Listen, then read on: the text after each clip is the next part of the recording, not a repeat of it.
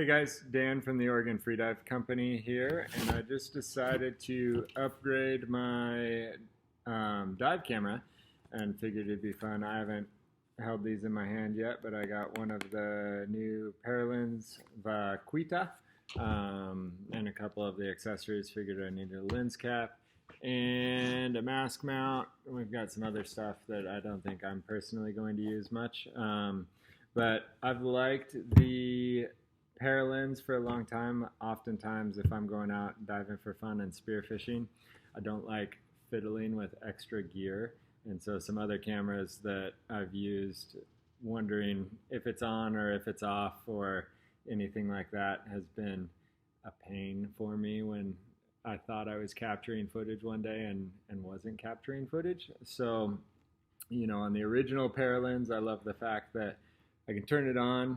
It's a little more streamlined on the side of my mask than a big square camera on the front of my mask. And it's got the dive computer, so I can set it to auto record, and every time I do a drop it starts and it vibrates to tell me that it started. And then every time I surface, it stops on its own, and you can set the delay, and it vibrates a couple times to tell you that it's stopped recording. So you know it's still running, you know everything's going on, and it's all hands-free. And so I don't, I turn it on, start of my dive day, at the end of the day, I know I've got footage and it's all broken up in little clips for me. It's not just this massive file that then I have to sift through everything. And you can override it and turn it on and off as you go. But all that aside, was excited to try the new one. So let's start opening stuff and see what we got. So if we start with this small box, we've got our lens cap. I was expecting a hard plastic lens cap. The soft, like silicone one, is kind of a nice surprise. So that's your lens cap. Let's go to our mask mount. I'm a little curious about this one. Look at that fancy. It's got fish pictures on the inside. Fancy. A little curious about this one because one of the things that I like about the old one is that it's like super simple, super small. Looking at pictures of this one, it seems a little bit bigger, but we'll see.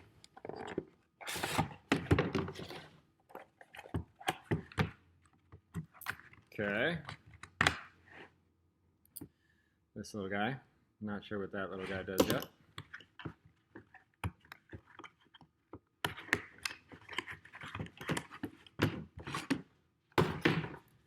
That's not too bad. That's actually overall size, that's about the same. I'm assuming that this little guy, let's see if it actually works. I'm assuming that sits here and kind of locks things in place. I might be completely wrong. But it seems like it wants to go that way, but then I don't know how the other guy works. We'll put this together like this for now and see what happens.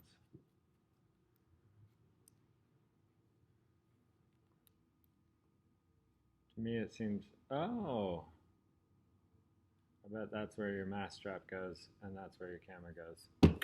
So I bet it sits right there. We'll find out. Now for the camera.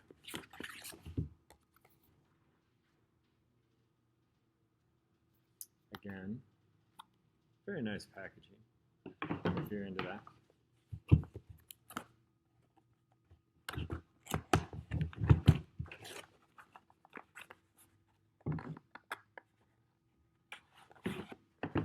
Two boxes inside the box. This one's heavy. I bet that's a camera. But this one has directions for me, so I'm going to follow the directions and open here. Alright, fairly similar to the original lanyard on there. Charging cable.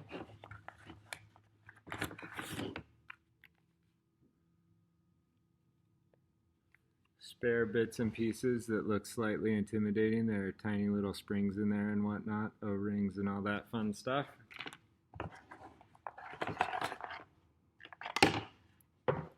There's another one of those guys. This one doesn't have a nut though. That's interesting.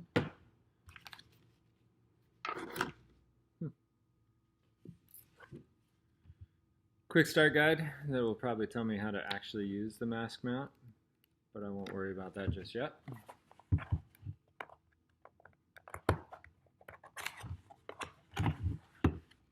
Ooh, it's very nice. It's got a little, this time it has a little protective bag that it comes in. I think that's all that's in that box. Yep. It's definitely heavier than the last one.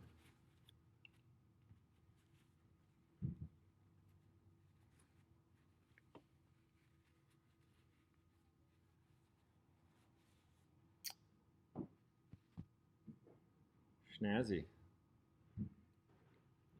A much bigger screen on the back. The body of the camera itself is quite a bit bigger, more robust.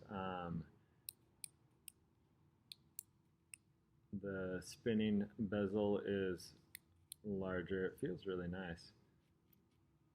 It's interesting. I'm not sure what that little guy is. It's a release of some sort. See if I can break it right when I first got it. Oh, I don't know. Let's look at the quick start guide.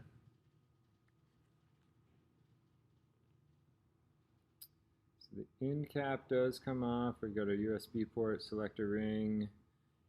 Got our GPS and Wi-Fi antenna. That's nice. The switch, the lens, SD card.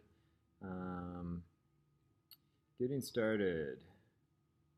First thing is how to take the protective end cap off for charging or handling the SD card. As pictured, you need to pull back the collar on the end of the cap. While holding this back, you'll be able to pull off the end cap. Let's try it. Really? Oh, sure enough. Look at that. Surprised me. Sorry for my exclamation there. So yeah, this time instead of screwing down, you just pull back this release and pull it off, and then you've got access to where your SD card goes and your charging port. These little guys apparently are your antenna for Wi-Fi and GPS. Cool. All in all, I'm pretty excited to try this out. I'm actually going out spearfishing tomorrow and the next day. So hopefully I'll have some footage, and I'll see if one of my buddies will run the original camera. I'll run this camera, and we'll kind of do a side-by-side and see how she goes. Thanks, guys. See you later.